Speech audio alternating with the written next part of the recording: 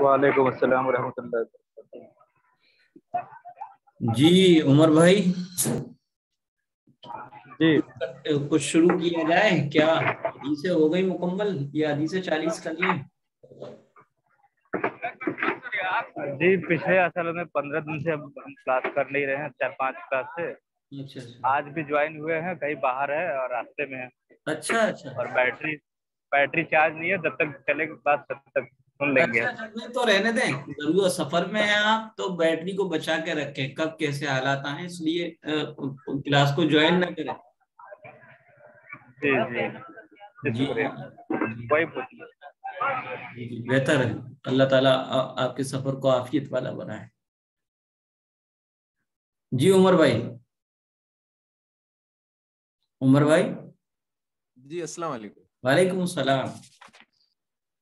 क्या हदीसें शुरू की जाएं जो रह गई हैं या अभी नहीं? बेहतर है, आप जैसा। अच्छा, नमाज में कौन से मसाइल चल रहे थे उमर भाई? मुफसिदात नमाज हो गए, जी जी और औकात ममनुआ, औकात मकरूहा, जी जी जी जी और वितर के बारे में बताया आपने। जी जी जी। जी। अच्छा, वो बीमार की नमाज वगैरह? नहीं नहीं, उसके बारे जी में तो नहीं बताया। जी जी जी, आज मैं सोच रहा हूँ कि बीमार और कदा नमाज के सिलसिले में बात हो जाए। जी जी। अच्छा, तो अभी अहमद भाई आप बताइए। अहमद भाई, हदीसें हो गई जितनी, तकरीबन 18 हो गई हैं, कितनी हो गई? 17 हो गई? 25 हो गई। 25 हो गई है ना? जी। जी अहमद भाई, 25 हदीसें याद हो गई? नहीं, हम दूसरे क्लास से अटेंड नहीं किया, ऐसा है। अच्छा अच्छा,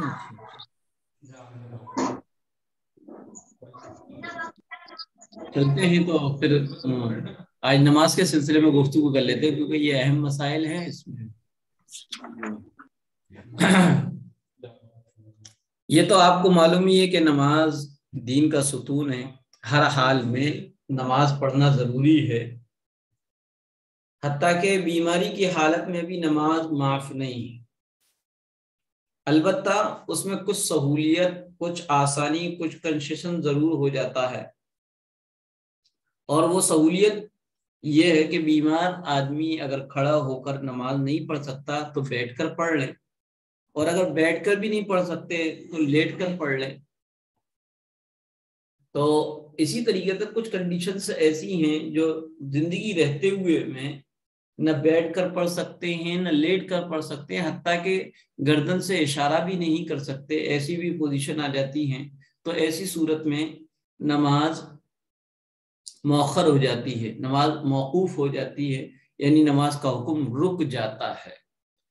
फिर अगर ये हालत 5 नमाज या उनसे ज्यादा, यानी 24 घंटे या उससे ज्यादा रहती है, तो ऐसी हालत में उस पोजीशन में जितनी नमाजें गई हैं उनकी कज़ा नहीं करनी होती। लेकिन अगर 5 नमाजों के वक्त गुजरने से पहले पहले सेहत और शिफा मिल जाती है, तो ऐसी सूरत में उस कंडीशन की जितनी नमाज 3-4 है उनकी कज़ा करनी पड़ती है।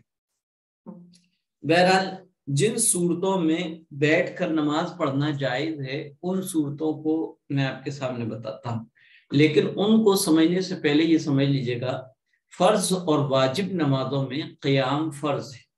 नफल और सुन्नत नमाजें अगर जो है बैठकर पढ़ी जाए तो पढ़ सकते हैं, लेकिन उसका सवाब खड़े होकर पढ़ने के मुकाबले में आधा होता है। ये जो लोग समझते हैं कि नफल बैठकर ही पढ़े जाते हैं, ये गलत समझ है, गलत फहमी है।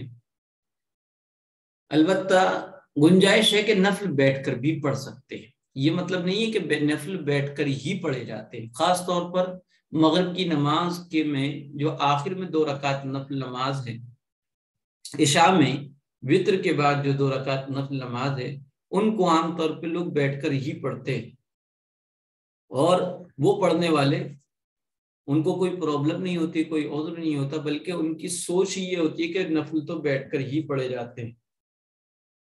तो ये समझ लीजिएगा किन सूरतों में बैठकर नमाज पढ़ना जायज है। चुनाचे 5 صورتیں ایسی ہیں جس میں فرض نماز بھی بیٹھ کر پڑھنا جائز ہو جاتا ہے۔ پہلی کنڈیشن ہے بیماری میں بیمار کھڑے ہونے کی طاقت نہ ہو، بیمار کے اندر کھڑے ہونے کی طاقت ہی نہ ہو، وہ کھڑا ہو ہی نہیں سکتا ہے، تو ایسی صورت میں بیٹھ کر نماز پڑھی جا سکتی ہے۔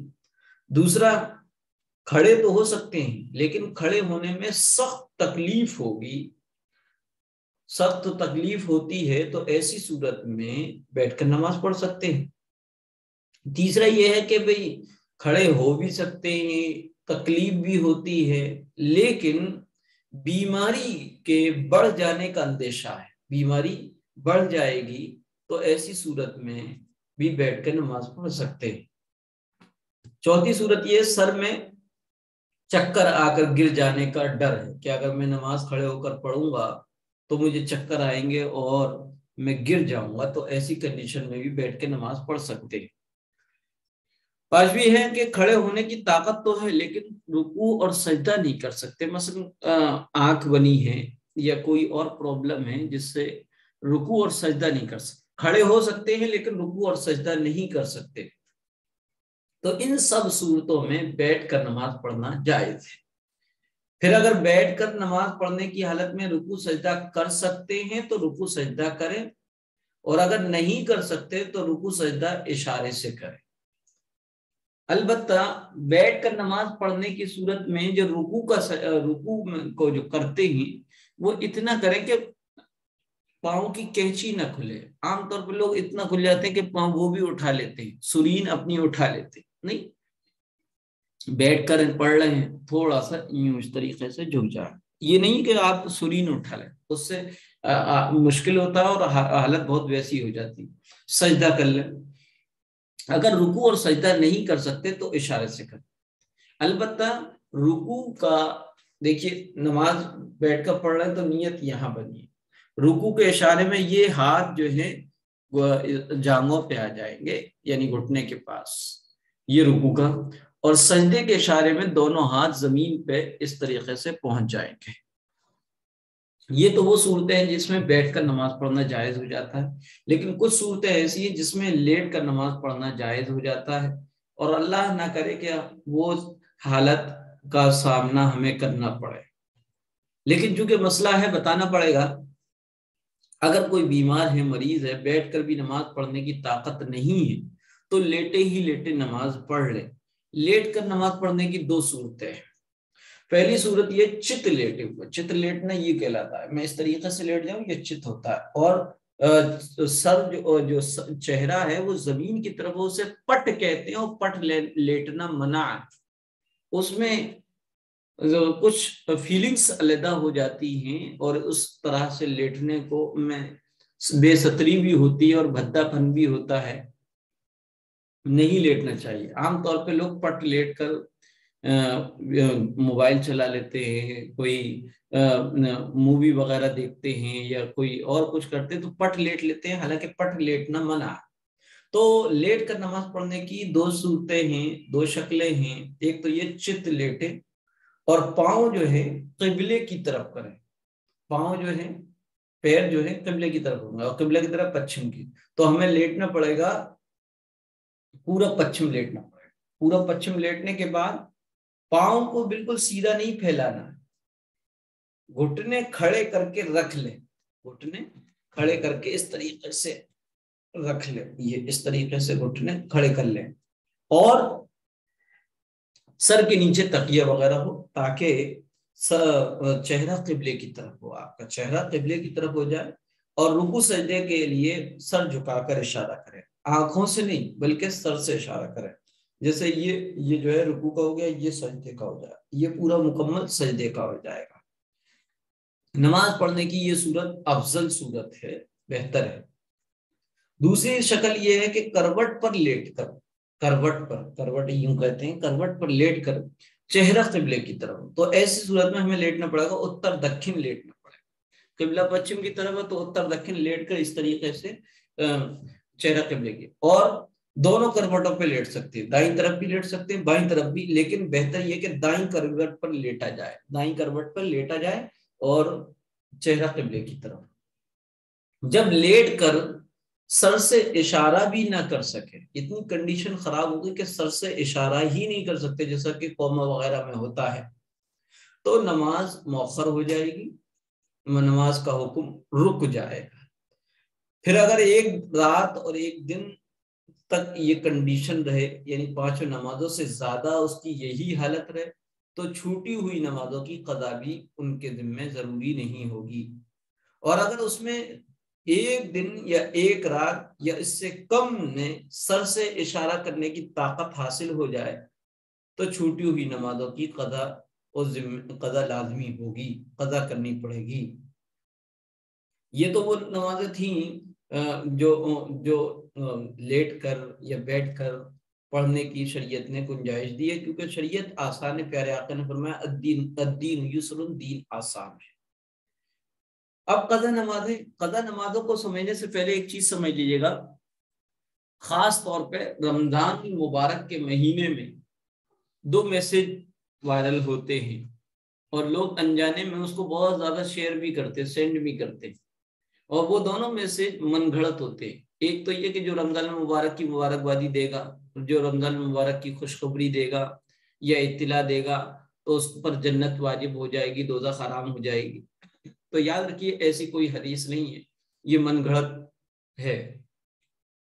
اسی طریقے سے رمضان مبارک کے آخری عشرے یعنی آخری 10 دنوں میں ایک پوسٹ اور بہت زیادہ وائرل ہوتی ہے. اس میں یہ ہوتا ہے کہ رمضان مبارک کے آخری جمعے میں 4 رکعت نماز پڑھی جائے اور ہر رکعت میں سورہ قدر یا فلاں سورت اتنی مرتبہ پڑھی جائے. اس طریقے سے زندگی کی ساری قضائے عمری نمازیں ادا ہو جاتی ہیں. تو یہ بتانا ہے کہ اس طرح کی کوئی شریعت میں ایسی کوئی بات نہیں ہے، بلکہ یہ کہ قضا جتنی بھی نمازیں ہوئی ان کو پڑھنا ہے. ایسا کوئی بھی طریقہ نہیں ہے کہ اس کو آپ 5 یا 10 منٹ میں یا 2-4 رکعت پڑھ کے اپنی قضائے عمری معاف ہو جائے، ایسا کوئی بھی طریقہ نہیں. بہرحال کسی بھی عبادت کو اس کے مقررہ وقت کے ختم ہونے کے بعد ادا کرنے کو قضا کہتے ہیں. چاہے وہ روزہ ہو، چاہے وہ نماز ہو. قضا کسے کہتے ہیں؟ جو اس کی عبادت کی ٹائمنگ تھی، جو اس کی عبادت کی ٹائمنگ تھی، اس عبادت کی ٹائمنگ کے ختم ہونے کے بعد اس عبادت کو کیا جائے تو اسے قضا کہتے ہیں. جیسے کہ فجر کی نماز ہے، سورج نکلنے کے بعد اگر ادا کی جائے گی تو یہ قضا کہلائے گی.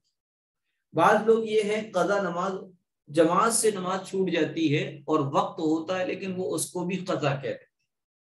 اس کو قضا کہنا درست نہیں ہے. جو نماز کا جو کی ٹائمنگ ہے، جو اسٹارٹنگ اور اینڈ ہے، اس کے پورے وقت نکل جانے کے بعد نماز قضا ہوتی ہے. جیسے اس کی مثال میں نے دی، فجر کی نماز جو ہے، فجر کی نماز کا جو وقت ہے سورج نکلنے تک ہے. اگر کوئی سورج نکلنے کے بعد فجر کی نماز پڑھے گا تو یہ نماز قضا کہلائے گی. اللہ تعالیٰ کا ارشاد ہے بے شک نماز ایمان والوں پر وقت کی پابندی کے ساتھ فرض ہے. سورہ نساء کی 103 نمبر کی آیت ہے، ان الصلاۃ کانت المؤمنین کتابا موقوتا، بے شک نماز ایمان والوں پر وقت کی پابندی کے ساتھ فرض ہے. اس لیے ہر فرض نماز کو اس کے مقرر وقت ہی میں ادا کرنا ضروری ہے. چنانچہ نماز کی شرائط میں سے ایک شرط تھی وقت کا ہونا. بغیر کسی مجبوری کے نماز قضا کرنا کبیرہ گناہ ہے. رسول اللہ صلی اللہ علیہ وسلم کا ارشاد ہے کہ جو شخص 2 نمازوں کو بغیر کسی عذر اور پرابلم کے ایک وقت میں پڑھے وہ کبیرہ گناہوں کے دروازوں میں سے ایک دروازے پر پہنچ گیا. 2 قضا نمازوں کو دو نمازوں کو ایک وقت میں پڑھنے کا، اس حدیث کو لوگ سمجھ نہیں پاتے ہیں اور اس کی وجہ سے وہ غلط فہمی کے شکار ہو جاتے ہیں. مثلا قضا پڑھ رہے ہیں. یہ ادا نمازوں کے بارے میں بتایا ہے. پیارے آقا کا جو فرمان ہے، جو شخص 2 نمازوں کو بغیر کسی عذر اور پرابلم کے ایک وقت میں پڑھے، وہ کبیرہ گناہوں کے دروازوں میں سے ایک دروازے پر پہنچ گیا. یہ ادا نمازوں کے بارے میں ہے، قضا نمازوں کے بارے میں نہیں ہے. قضا نمازیں ایک وقت میں کتنے ہی دن کی اور کتنے ہی وقت کی آپ ادا کر سکتے ہیں، بشرطے کہ وہ وقت ممنوع نہ ہو. تو اس حدیث میں جو فرمایا 2 نمازوں کو ایک وقت میں پڑھنا، 2 نمازوں کو ایک وقت میں پڑھنا، مثلا ایک نماز قضا ہوگی یا دونوں ہی قضا ہوگی، 2 ہی صورتیں نکلتی ہیں. تو اس میں پتہ چلا کہ قضا نماز بغیر کسی عذر کے کرنا کر دینا یہ کبیرہ گناہ ہے. البتہ حج کے کچھ ارکان ہیں، وہاں پر مزدلفہ میں ہے کہ ظہر عصر کو ایک ساتھ پڑھنا ہوتا ہے یا مغرب عشاء کو ایک ساتھ پڑھنا ہوتا ہے. یہ صرف اسی عبادت کی خصوصیت ہے، اس کے علاوہ نہیں. ہاں البتہ ایک ہوتا ہے حقیقتاً 2 نمازوں کو ایک وقت میں پڑھنا، جیسے کہ یہ وقت ہے، عشاء کا وقت ہے. اگر اس میں کوئی فجر بھی پڑھنا چاہے تو ادا نہیں ہوگی. ہاں البتہ یہ ہے کہ عشاء کے بالکل لاسٹ میں عشاء پڑھے اور عشاء پڑھتے ہی وقت ختم ہو جائے اور صبح فجر کا وقت لگ جائے اور اس میں فجر پڑھ لے، تو یہ حقیقتاً نہیں ہے، حکماً ہے. حکماً 2 نمازیں ایک وقت پڑھی ہیں اور دونوں ہی ادا کہلائیں گی. کیوں؟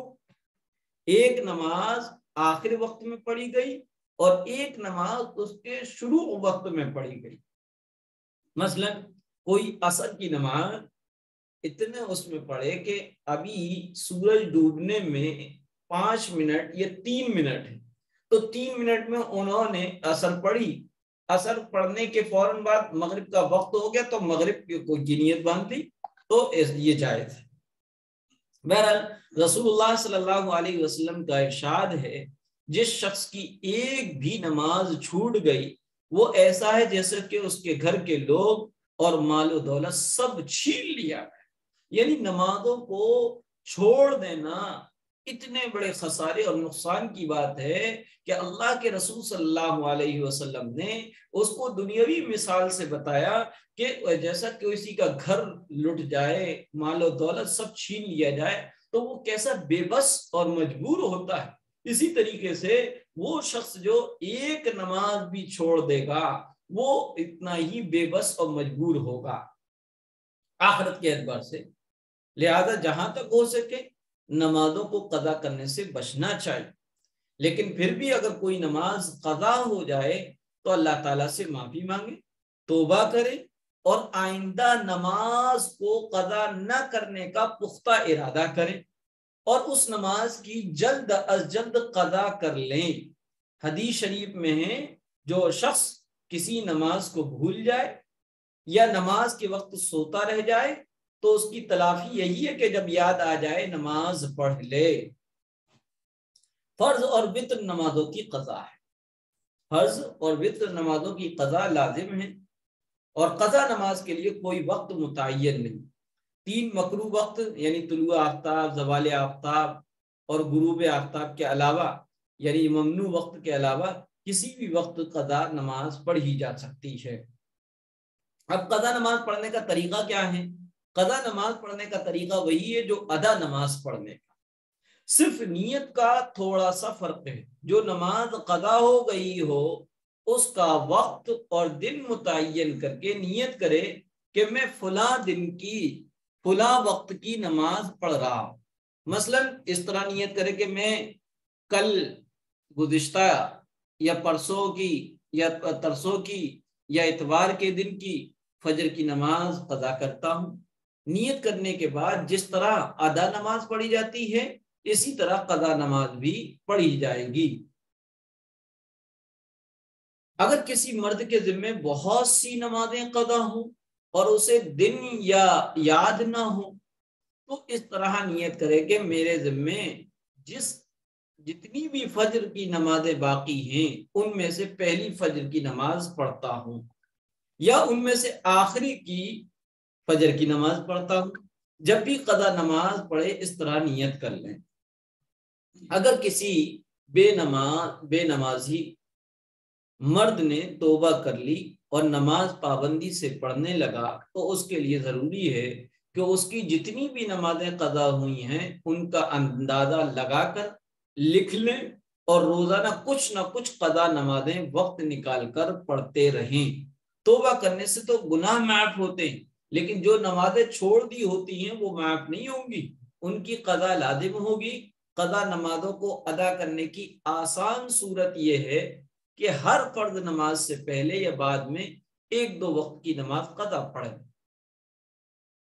اگر بالغ ہونے کے بعد مرد کی نماز قضا ہو گئی لیکن اس نے بعد میں پڑھ لی، اب اس کے ذمے ایک بھی نماز نہ ہو تو شریعت میں اسے صاحب ترتیب کہتے ہیں۔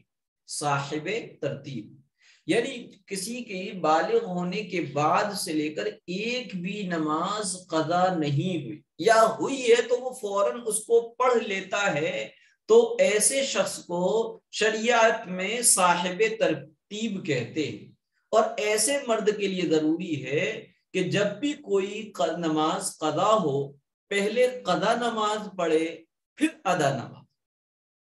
یہ صرف صاحب ترتیب کے لیے مسئلہ ہے، لیکن اس کو بھی لوگ بات نہیں سمجھتے ہیں اور یہ سمجھتے ہیں کہ نہیں وہ صاحب ترتیب ہیں یا نہیں، لیکن وہ یہ سمجھتے کہ پہلے قضا پڑھی جائے بعد میں ادا پڑھی جائے۔ یہی وجہ ہے جمعے میں اور عید کے اجتماعات میں یہ منظر دیکھنے میں آتا ہے کہ جمعہ پڑھنے آئے اور عید پڑھنے آئے، عید کی نماز پڑھنے آئے تو سوچتے ہیں ارے ہم نے فجر تو پڑھی نہیں ہے، تو چاہے خطبہ ہی کیوں نہ ہو رہا ہو تب بھی وہ فجر کی نماز کی قضا باندھ لیتے۔ یہ جو ہے مسئلے کو نہ سمجھنے کی وجہ سے یہ چیز پیدا ہوتی ہے۔ لیکن جو مرد صاحب ترتیب نہ ہو اس کے لیے ضروری نہیں ہے کہ پہلے قضا نماز پڑھے پھر ادا نماز پڑھے۔ البتہ بہتر یہی ہے کہ اگلی نماز سے پہلے قضا پڑھ لے، ٹال مٹول اور سستی ہرگز نہ کرے۔ لیکن اگر وقت نہیں ہے جیسے کہ خطبے کا وقت ہو رہا ہے تو ایسی صورت میں جو ہے وہ نماز پڑھنے کے لیے کھڑا نہ ہو بلکہ جمعے کے بعد پڑھ لے یا عید کی نماز پڑھنے کے بعد گھر پہ جا کے پڑھ لے۔ تو یہ تو جو تھا وہ مسائل سے متعلق بات تھی۔ معاشرت سے متعلق بات، اخلاقیات سے متعلق بات کے بارے میں نے کہا تھا کہ کسی کے سامنے ہاتھ پھیلانا منع ہے۔ اللہ کے رسول صلی اللہ علیہ وسلم نے فرمایا السوال ذل، مانگنا ذلت کی چیز ہے۔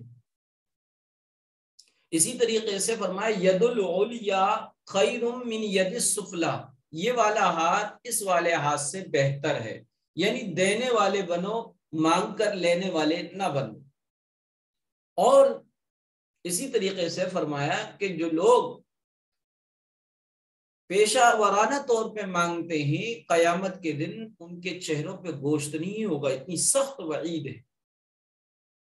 لیکن ہمیں یہ سمجھنا ہے کہ ہم غریب کو غریب رہنے دیتے ہیں، امیر نہیں بناتے۔ آج میں سیرت کے اس پہلو کو بیان کروں گا جس میں اللہ کے رسول صلی اللہ علیہ وسلم نے غریب کو بھی امیر بنانے کی فکر کی۔ اس کو سمجھنے سے پہلے ایک اصول سمجھ لیجیے، ضابطہ سمجھ لیجیے۔ دنیا والوں کا دستور اور اصول یہ ہے کہ ان سے نہ مانگا جائے تو وہ خوش ہوتے اور مانگنے سے ناراض ہوتے۔ اس کے بالکل اپوزٹ اللہ تبارک و تعالی مانگنے سے خوش ہوتا ہے اور نہ مانگنے سے ناراض ہوتا ہے، غضبناک ہوتا ہے۔ لوگوں سے مانگنا اور سوال کرنا انتہائی بری عادت۔ اگر ان کو معبود سمجھ کر مانگا جائے یا ان کو اس نیت سے مانگا جائے کہ دینے والے یہی ہیں تو یہ شرک ہے۔ لیکن اسباب کے تحت مانگا جائے تو یہ جو ہے بری عادت ہے اور مسلمانوں کی غیرت کے خلاف کہ وہ اللہ کے علاوہ کسی دوسرے کے سامنے ہاتھ پھیلائے۔ اسلام ایسے برے کام کو بالکل پسند نہیں کرتا اور اپنے ماننے والوں کو اس سے بچنے کی تاکید کرتا ہے اور ہر ایک کو خودداری اختیار کرنے اور محنت کے ذریعے کما کر اپنی روزی کا انتظام کرنے کی تعلیم دیتا ہے۔ چنانچہ پیغمبروں کا ذکر ہے، داؤد علیہ السلام اپنے ہاتھ سے کمایا کرتے تھے۔ انسانوں کا اپنی کمائی سے کھانا اور اپنی روٹی کا انتظام کرنا لوگوں کے سامنے ہاتھ پھیلانے سے بہتر ہے۔ حضور صلی اللہ علیہ وسلم نے ارشاد فرمایا، تم میں سے کسی ضرورت مند آدمی کا رسی لے کر جنگل جانا اور لکڑیوں کا کاٹ کر اپنی کمر پر لاد کر لانا اور اس کو بیچنا، اور اس طرح اپنے آپ کو اللہ کی توفیق سے سوال کی ذلت و رسوائی سے بچانا بہت بہتر ہے، اور اس سے بہتر ہے کہ وہ لوگوں کے سامنے ہاتھ پھیلائے، پھر چاہے لوگ اس کو دیں یا نہ دیں۔ حدیث میں ایک واقعہ بیان کیا گیا ہے کہ انصار میں سے، انصار وہ صحابی کہلاتے ہیں جو مدینہ منورہ کے پراپر رہنے والے تھے، اور مہاجرین کی یعنی مکہ سے اپنا وطن سب کو چھوڑ کر جو آئے تھے ان کی مدد کرنے والے انصار صحابہ کہلاتے۔ تو انصار میں سے ایک مفلس اور غریب شخص رسول اللہ صلی اللہ علیہ وسلم کی خدمت میں حاضر ہوئے اور آپ سے کچھ مانگا۔ آپ صلی اللہ علیہ وسلم نے فرمایا، تمہارے گھر میں کوئی چیز نہیں ہے؟ انہوں نے عرض کیا، اللہ کے رسول ہے، بس ایک کمبل ہے جس کا کچھ حصہ ہم بچھا لیتے ہیں اور کچھ حصہ اس کا اوڑھ لیتے ہیں، اور ایک پیالہ ہے جس سے ہم پانی وغیرہ پیتے ہیں۔ آپ صلی اللہ علیہ وسلم فرمایا، دونوں کو چیزیں میرے پاس لے آؤ۔ وہ صحابی دونوں چیزیں آپ صلی اللہ علیہ وسلم کی خدمت میں لا کر پیش کر دیتے ہیں۔ آپ صلی اللہ علیہ وسلم وہ کمبل اور پیالہ ہاتھ میں لیتے ہیں اور نیلام کے طریقے پر حاضرین مجلس سے فرماتے ہیں، کون ان دو چیزوں کو خریدے گا؟ ایک صحابی نے عرض کیا، اللہ کے رسول میں 1 درہم میں لے سکتا ہوں۔ آپ صلی اللہ علیہ وسلم نے بولی لگائی اور کہا کہ کون 1 درہم سے زیادہ لے گا؟ یہ بات آپ صلی اللہ علیہ وسلم نے 2-3 دفعہ فرمائی۔ ایک دوسرے صحابی اٹھے، انہوں نے عرض کیا، یا رسول اللہ میں 2 درہم میں لے سکتا ہوں۔ آپ صلی اللہ علیہ وسلم نے دونوں چیزیں ان صحابی کو دی اور ان سے 2 درہم لے لیے اور اس انصاری شخص کے حوالے کیا، فرمایا ان میں سے 1 درہم سے تو تم کھانے کا کچھ سامان لے کر اپنے اہل و عیال کو دے دو، بیوی بچوں کو دے دو، اور دوسرے درہم سے ایک کلاڑی خرید کر میرے پاس لاؤ۔ چنانچہ ان انصاری صحابی نے ایسا ہی کیا اور کڑھائی لے کر آپ صلی اللہ علیہ وسلم کی خدمت میں حاضر ہوئے۔ آپ صلی اللہ علیہ وسلم نے اپنے پیارے ہاتھوں سے، مبارک ہاتھوں سے اس کلاڑی میں لکڑی کا ایک مضبوط بیت یا مضبوط ڈنڈا یا مضبوط ہتھا یا ہینڈل لگایا اور ان سے فرمایا، جاؤ جنگل کی لکڑیاں لا کر بیچو، اور اب میں 15 دن تک تم کو نہ دیکھوں۔ تو پتہ چلا اس والے جو سینٹینس میں ان لوگوں کے لیے بڑی عبرت ہے جو کمانے سے بچتے ہیں اور مسجد کے کونوں میں یا جماعت میں بیٹھ کر یہ سوچتے ہیں کہ بس یہی دین ہے، بیوی بچوں کے ضرورت سے غافل رہتے ہیں۔ اللہ کے رسول نے کہا، جاؤ جنگل سے لکڑیاں لے کر آؤ اور میرے پاس 15 دن سے پہلے نہ آنا، میں تم نے 15 دن سے پہلے نہ دیکھوں۔ یعنی میری مجلس میں آ کر بیٹھ کر یہ سوچنا کہ میں آپ کی مدد کروں گا، یہ ہرگز نہیں، بلکہ تمہیں یہ کرنا ہے۔ چنانچہ ان صحابی نے اللہ کے رسول کی ہدایت کے مطابق وہی کیا۔ انہوں نے پھر کچھ لکڑیاں بیچیں، پھر اس سے کپڑا خریدا، کچھ غلہ وغیرہ خریدا، اس طریقے سے ان کا بزنس چل پڑا۔ تو اپنی محنت سے کمانا یہ بہت بہتر عمل ہے، اور اللہ کے رسول صلی اللہ علیہ وسلم نے اس واقعے سے اور آپ کا تمام ہی زندگی کا ایک ایک واقعہ ہمارے لیے یہ سبق دیتا ہے کہ ہم دوسروں کی مدد اسی طریقے سے کریں، اس کو کچھ نہ کچھ